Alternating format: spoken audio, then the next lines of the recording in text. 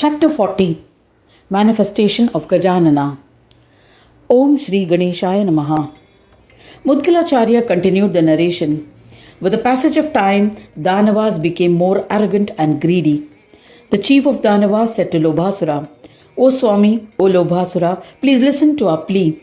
Vedas have said that Devas are the enemies of Danavas. You must ponder on this. The community of Devas cannot be killed with weapons and astras. Vedas and scriptures have said that they are immortal. There is no doubting it. O Swami, oblations made during Yajna Karmas are the food of Devas. Understand that. If Yajna Karmas are destroyed, they will die instantly. Strive to achieve this. Why have you stopped trying after conquering the Brahmand? Till the time your enemies are alive, you are never fully accomplished. Earlier, Hiranyakashipu had defeated Devas. His kingdom was spread across the three worlds. There is no doubt about it. Devas plotted against him. They created Narasimha, and king of Asuras, Hiranyakashipu, was killed by him. In this manner, they regained their lost positions. Never forget this history and ensure your safety for eternal glory and everlasting happiness. Heeding to this advice from Daityas, the dull-witted Lobhasura issued orders to immediately destroy all Yajna Karmas.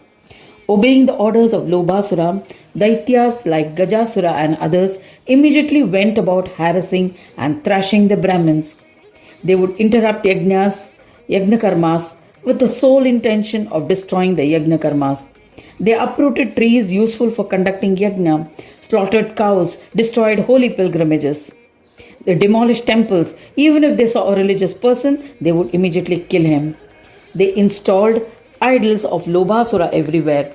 They commanded their subjects to worship these idols only. Karmas that were performed were meant for this Asura. They stopped worship of all other deities.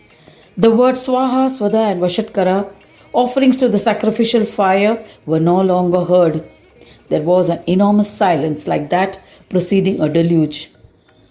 All the subjects of the world were petrified and felt intimidated. It was proclaimed that all religious austerities must be performed with Lobhasura as the deity. There was uproar everywhere. Some Brahmins escaped to the forest. Many of them were determined to die rather than abandon their dharma. So they continued to perform karmas. Most of the Brahmins became corrupt. Several years passed in this manner. Due to yajnas having been stopped, Devas starved. The gods despaired. Devas contemplated on how to destroy Lobhasura and the Daityas, but could not come up with a solution. Helpless and starved, they hid in caves and lived in secrecy. They barely survived. Incidentally, Avaduta Yogindra Raibhya, who was adored by all, came to the rescue of Devas. He was an Avaduta, ascetic who has renounced all worldly attachments and connections, and appeared to be Ganesha himself.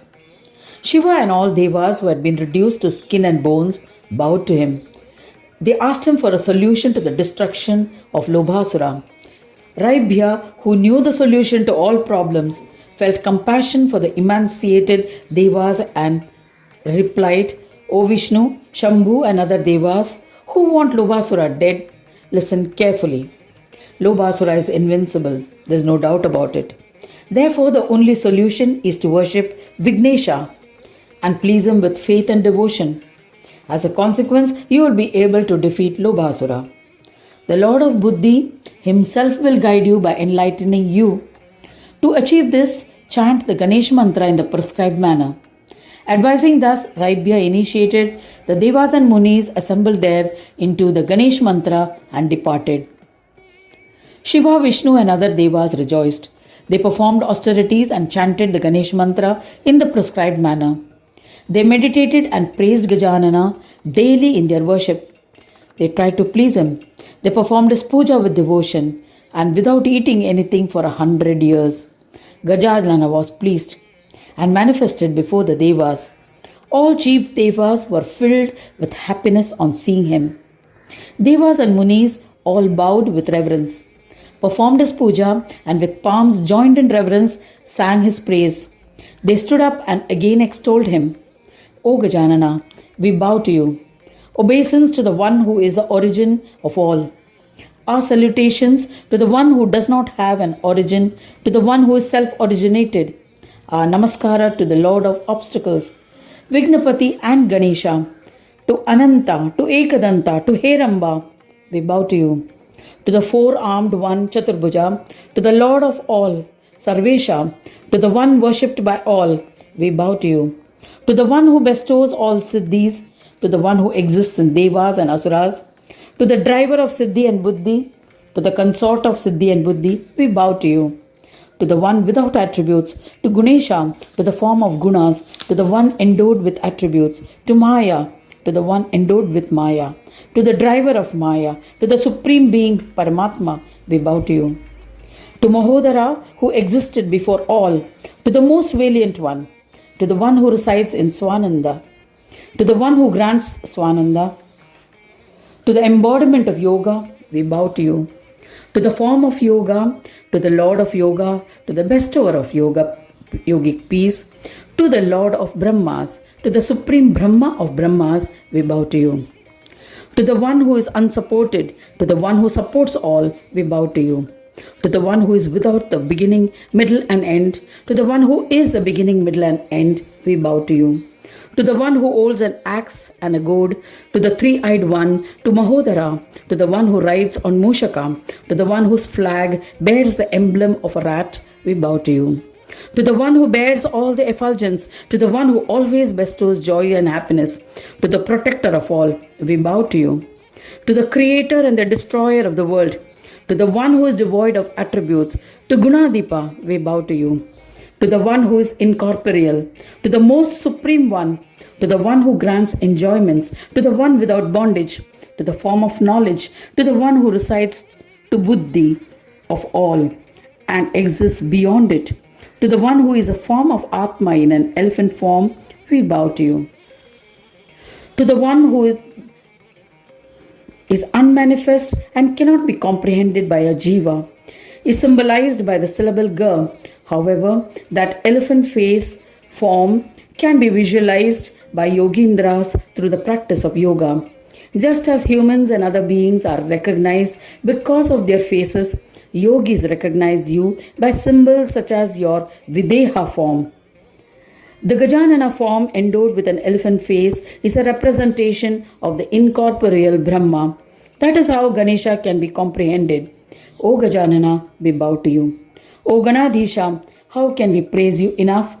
Even Vedas and other scriptures, yogis and others have been rendered speechless while trying to do the same. So we all surrender to you. After singing the praise of Gajanana in this manner, all devas prostrated repeatedly. Ganadhisha, the one who understands the pulse of his devotees, granted joy to them and said, O devas, Ishwaras and Munis, this stotra will grant complete and perpetual siddhis. Anyone who recites the stotra with devotion will be blessed by fulfillment of all their desires, as I shall become bound by their devotion. I am pleased by your austerities, devotion and stotra. I shall grant any boon you desire. Hearing these reassuring words of Gajanana, all devas and rishis were overjoyed. They offered pranams once again and requested for a boon that would make everyone happy. They said, O Swami, Lobhasura has tormented the entire world. As no one is performing yajna karmas, we are forced to fast and may die as a result. O Gajanana, have mercy upon us and kill that intolerable Daitya Lobhasura. Bless us with steadfast devotion to you. Heeding to their prayers, Gajanana said, O devotees, do not fear. I shall kill the great Asura Lobhasura. I bless that your devotion for me will be free of any greed. I shall defeat the leader of the Danavas. There is no doubt about it. Assuring the Devas and Munis, and for the success of his mission, the mighty Ganadhisha stayed. Thus ends the 40th chapter titled Manifestation of Gajanana in the 4th Khanda of the Puran Upanishad, Srimad Mudgal Purana, describing the legend of Gajanana, dedicated to Sri Gajanana. End of chapter 40.